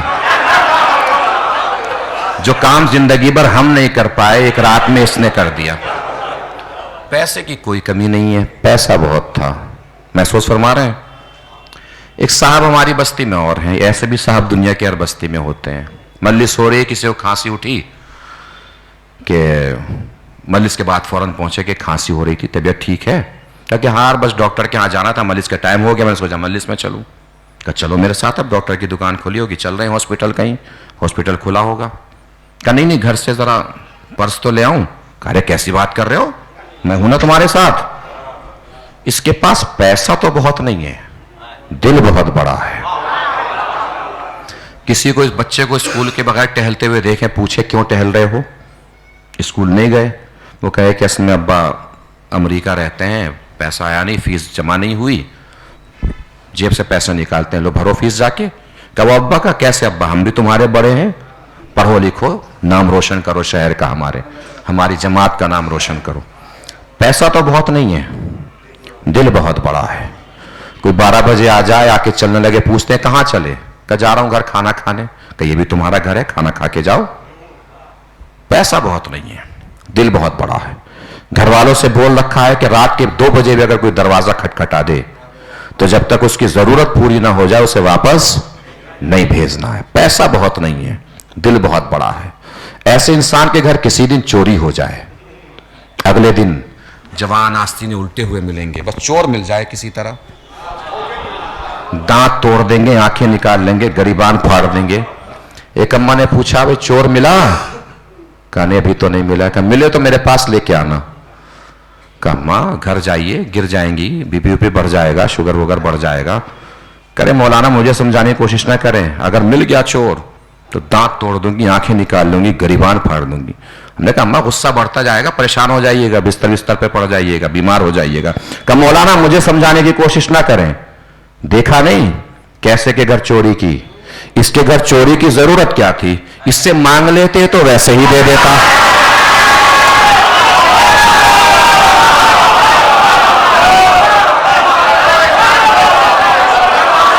نہیں پہنچی بات, باہر والوں تک بات نہیں پہنچی, اس سے تو مانگ لیتے, یہ تو ویسے ہی دے دیتا. 1400 سال سے ہم یہی تو سمجھا رہے ہیں, فدق لوٹنے کی ضرورت کیا تھی, صحرا سے مانگ لیتے, فدق مل جاتا.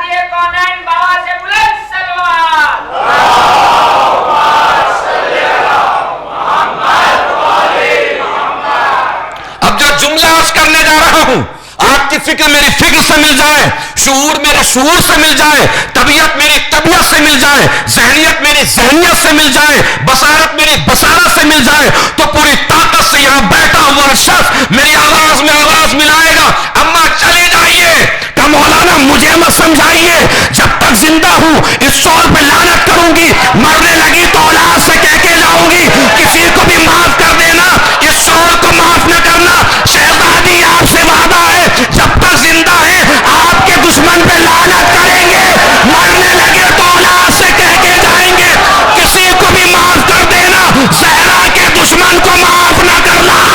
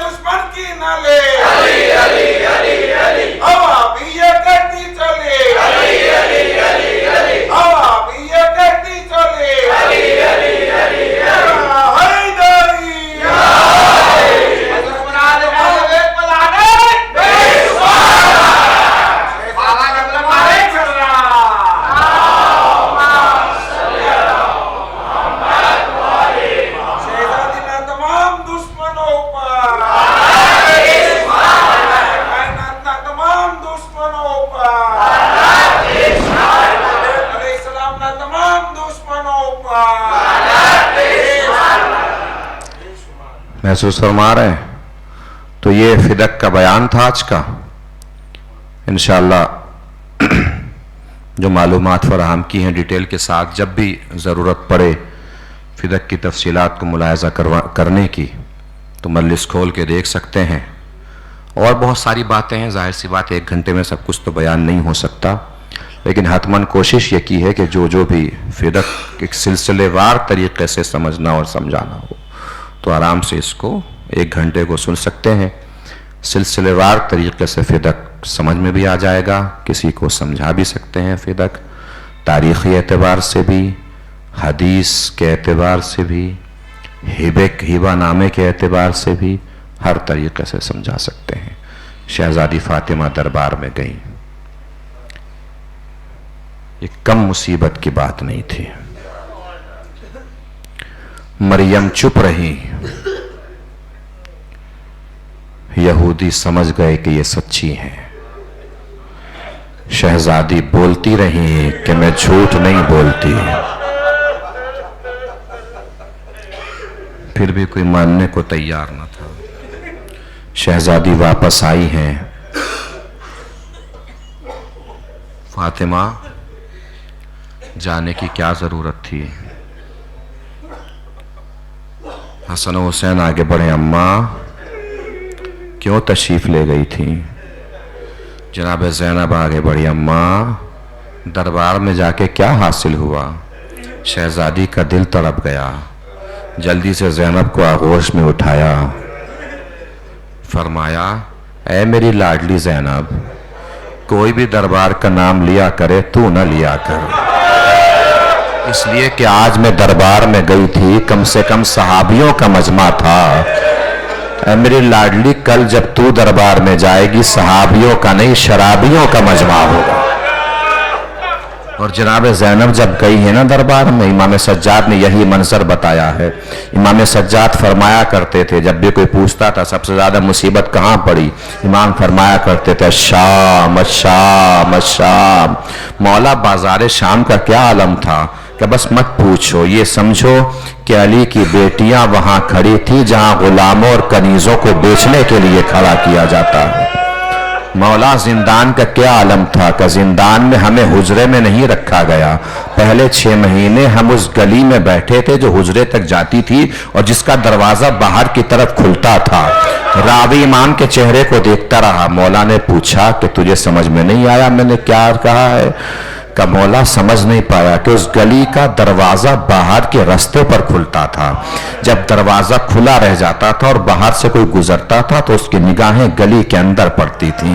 ए रावी, मेरी माँ बहन फूफी बेटी 6 महीने तक पैरों को समेटे समेटे बैठी रही ताकि किसी की नजर अंदर न पड़ जाए।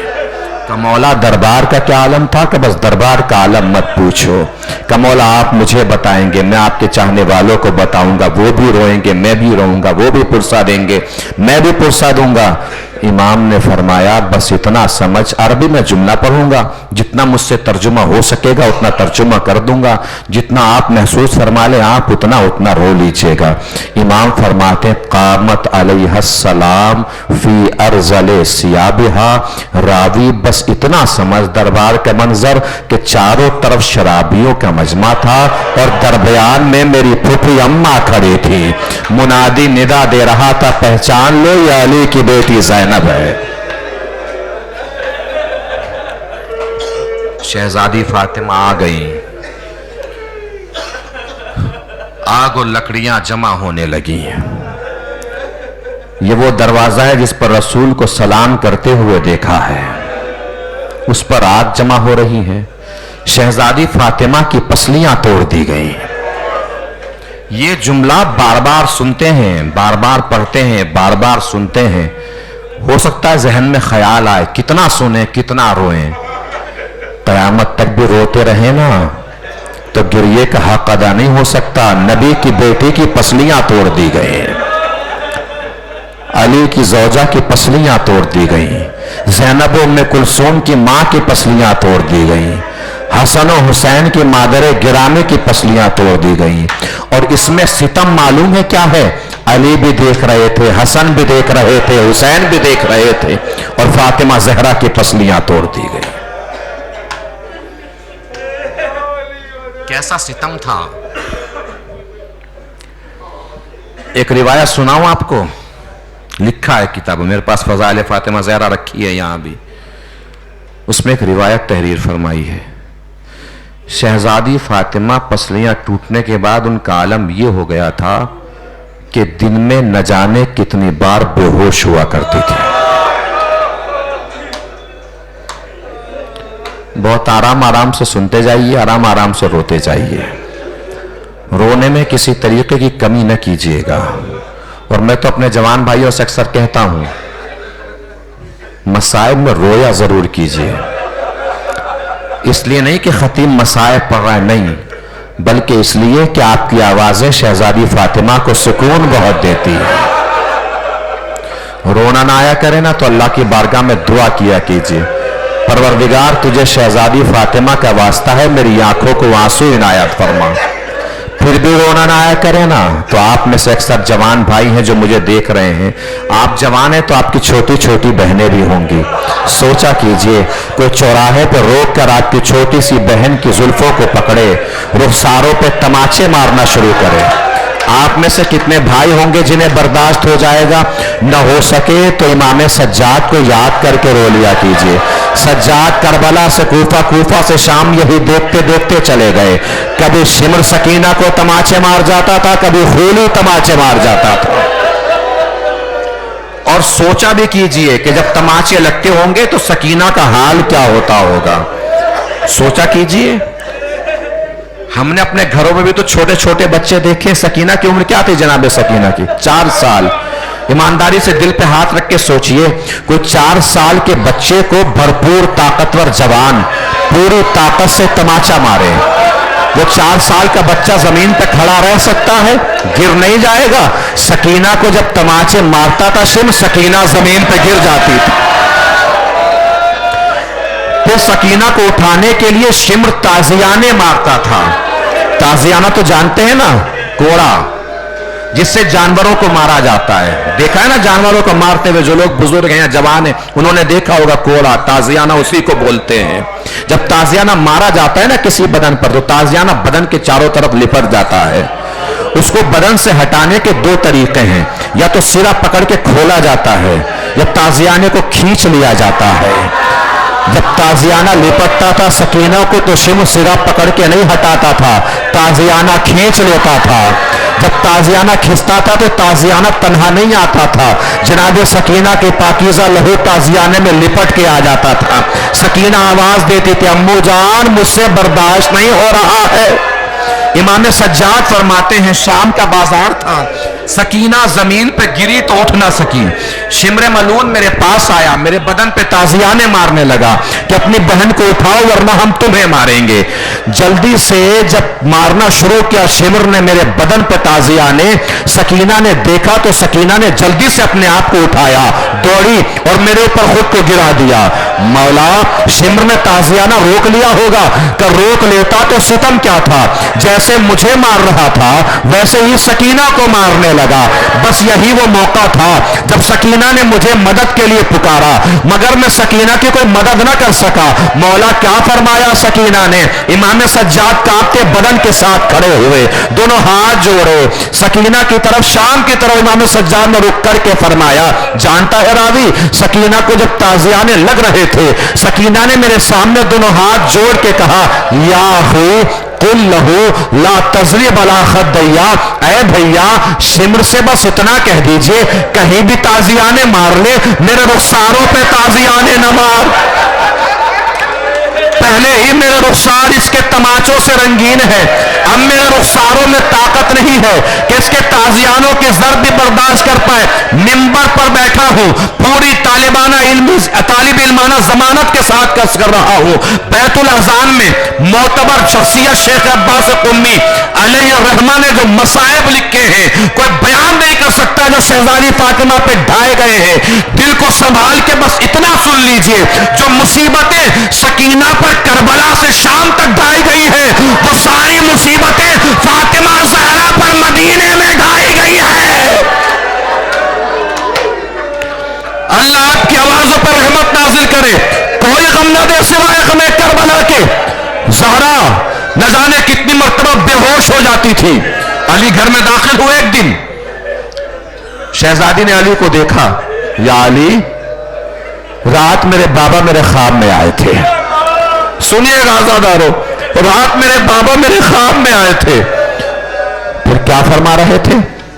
काली बाबा फरमा रहे थे, बेटा तुम्हारी सारी मुसीबतें खत्म होने वाली हैं, तुम मेरे पास आने वाली हो। अली की आंखों में आंसू छलकने लगे। शहजादी फातिमा ने फरमाया, या अली कुछ वसीयतें करनी है, कर दूं वसीयतें? अली ने घबरा के फरमाया, हाँ ज़हरा करो वसीयतें। मालूम है मकातिब में लिखा है, किताबों में लिखा है, बहुत देर तक अली के घर में रोने की आवाजें आती रही। शहजादी अली को देख के रो रही थी, अली फातिमा का चेहरा देख के रो रहे थे। जानों पे सर रखा अली ने, फातिमा करो वसीयत। या अली, जिन लोगों ने मुझ पर सितम ढाए हैं ना, उनको मेरे जनाजे में आने मत दीजिएगा। या अली, मेरा जनाजा रात के सन्नाटे में दफन कीजिएगा। या अली, मेरे बच्चों का ख्याल रखिएगा। या अली, मेरे बाद मेरी कब्र पर रोजाना आया कीजिएगा, आके कुरान पढ़ा कीजिएगा। अली ने फरमाया, फातिमा तुम्हारे जाने से अली की कमर टूट जाएगी। फातिमा तुम जुदा होंगे तो मेरा दोस्त जुदा हो जाएगा। मैं दुनिया का तुम्हारे बगैर कैसे सामना करूंगा, कैसे मुकाबला करूंगा। علی گھر کے باہر تشریف لے گئے. شہزادی فاطمہ نے اسما سے کہا اسما دیکھو میں حجرے میں جا رہی ہوں, جب تک میری تسبیح کی آواز آتی رہے سمجھنا فاطمہ زندہ ہے, جب تسبیح کی آواز آنا بند ہو جائے سمجھنا فاطمہ اس دنیا سے رخصت ہو گئی. لیکن اسما یاد رکھو اگر میں دنیا سے چلی بھی جاؤں نا, میرے بچے آئیں تو پہلے انہیں کھلا پلا دینا, اس کے بعد میری موت شہادت کی خبر دینا. تسبیح کی آواز آنا بند ہو گئی. اسما سمجھ گئی کہ زہرا رخصت ہو گئی. حسن حسین باہر سے تشریف لائے. اسما نے کہا بچوں کچھ کھا لو. حسین نے پوچھا اماں کہاں ہے؟ اسما نے پھر کہا بچوں کچھ کھا لو. حسین نے پھر پوچھا اماں کہاں ہے؟ اسما نے پھر کہا بچوں کچھ کھا لو. ایک مرتبہ روایت بتاتی ہے حسین کی تیوریوں پہ بل آئے. حسین نے ایک مرتبہ لہجہ بدل کے فرمایا اسما کیسی باتیں کر رہی ہو, کیا تم نے کبھی دیکھا ہے ہم نے بغیر ماں کے کھانا کھایا ہو؟ کیا دیکھا ہے تم نے ہم نے کبھی ماں کے بغیر کھانا کھایا ہو؟ اسما کا ضبط کا مادہ ٹوٹ گیا, ضبط کا بندھن ٹوٹ گیا. اسما نے خبر دے دی حسن حسین فاطمہ اس دنیا سے رخصت ہو گئی. عزادارو دو جملے سنانے ہیں, بات تمام کر دینی ہے. حسن حسین دوڑ کے ماں سے لپٹ گئے. حسن ماں کے گلے سے لپٹے اور ایک جملہ بیان کیا اماں جلدی سے آنکھیں کھولو, حسن کی روح بدن سے نکلنے والی ہے. حسن تو گلے میں باہیں ڈال کے لپٹ گئے نا. اب حسین نے معلوم ہے کیا کیا, چھوٹا بیٹا تھا حسین فاطمہ زہرا کا, فاطمہ زہرا کا پیارا تھا. حسین نے معلوم ہے کیا کیا, اپنے رخسار حسین نے فاطمہ کے پیروں کے تلووں پہ رکھے اور پیروں کے تلووں سے رخسار ملنے شروع کیے اور مل کے فرمانا شروع کیا اماں آنکھیں کھولو حسین بلا رہا ہے. اماں کبھی ایسا نہیں ہوا کہ حسین نے آواز دی ہو اماں اور آپ نے آنکھیں کھول کے نہ پکارا ہو اماں. اماں آج کیا ہو گیا ہے, آپ کا حسین آپ کو آواز دے رہا ہے اماں, کیوں آواز نہیں دے رہی ہو؟ اماں جلدی سے آنکھیں کھولو ورنہ حسین کی جان نکل جائے گی, آپ کا حسین مر جائے گا. زہرا کی آنکھیں نہیں کھولی, بچوں کو ہٹایا گیا, زہرا کو تیار کیا گیا. رات کا سناٹا ہے, رات کے سناٹے میں اب کیا کریں؟ کیفیت سمجھیے, کیفیت محسوس کیجئے. آوازیں بلند ہو رونے کی تو پڑوسیوں کو پتا چل جائے. بچوں کیفیت سمجھ رہے ہیں, آوازیں بلند ہو تو پڑوسیوں کو خبر ہو جائے. غم اتنا ہے کہ رونے کے علاوہ کچھ اور چارہ نہیں. اتنا گھٹ گھٹ کے زہرا کے بچے رو رہے تھے کہ دیوار سے باہر آواز نہ جا پائے, گھر کے باہر آواز نہ جا پائے. چھوٹے چھوٹے بچوں کو سلمان کے پاس بھیجا گیا, سلمان کو بلا کے لایا گیا. علی کی نظر سلمان فارسی پہ پڑی. جانتے ہیں جیسے کوئی عالم غربت میں اپنا مل جاتا ہے نا تو کیا عالم ہوتا ہے, آدمی جلدی سے گلے میں باہیں ڈال کے رونے لگتا ہے. بالکل علی کی نظر جب سلمان پہ پڑی نا, علی نے جلدی سے چیخ مار کے سلمان کے گلے میں باہیں ڈال دی. سلمان فاطمہ مجھے چھوڑ کے چلی گئی, سلمان فاطمہ دنیا سے رخصت ہو گئی. بچے ضبط کیے ہوئے ہیں, بچے رو نہیں پا رہے ہیں کہیں باہر آواز نہ پہنچ جائے. کتنا بھی آپ روک لیجئے بچوں کو, کیسے بھی روک لیجئے, لیکن سوچئے جب جنازہ گھر سے نکلتا ہے تو کتنی رونے کی آوازیں بلند ہوتی ہیں. اس وقت بھی حسن حسین و زینب ام کلثوم نے کتنا صبر دکھایا. زہرا کا جنازہ اٹھا, سب سے کہا گیا رخصت ہو لیں, سب رخصت ہو گئے مگر حسین رخصت نہ ہوئے اور حسین بھی کھل کے رو نہیں پا رہے ہیں, گھٹ گھٹ کے رو رہے ہیں. آنکھوں میں آنسو بھر کے فرمایا بابا اماں کے بغیر بلائے نہیں جائے گا حسین, جب تک ماں آواز دے گی نہ جائے گا. فاطمہ نے بندے کفن توڑے, ہاتھ نکالے, آ میرے حسین آ, میری آواز میں آ. ابھی تک نہیں روئے ہیں بچے, علی بھی نہیں روئے. جنازہ گھر سے نکلا, قبر کی طرف گیا, قبر میں جنازہ اتارا گیا. معلوم ہے آپ کو زہرا کی قبر کہاں ہے؟ کوئی پختہ طریقے سے نہیں بتا سکتا. بڑے ذاکرین اور بڑے خطبہ جو بزرگ گزرے ہیں وہ یہاں پہ جملہ پڑھا کرتے تھے, زہرا کو دفنایا نہیں گیا تھا, چھپایا گیا تھا. فاطمہ فاطمہ کو دفنایا نہیں گیا تھا، چھپایا گیا تھا. نہ جانے کتنی قبریں بنائی گئی تھی تاکہ کسی کو زہرا کی قبر کا پتہ نہ لگے، زہرا کی قبر کا اندازہ نہ ہو. علی نے قبر میں زہرا کو چھپایا.